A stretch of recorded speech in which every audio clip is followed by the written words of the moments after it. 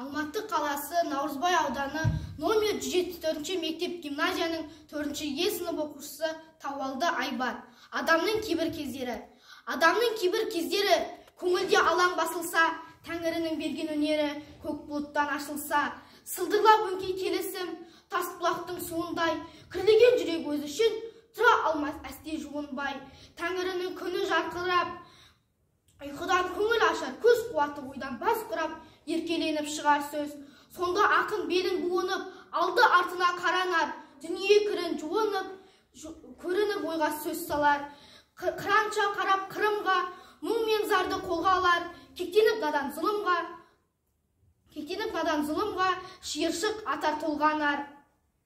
Әділет пен ақылға сынатып көрген білгенін, білдірсе алыс жақынға солардың сөйле дегенін.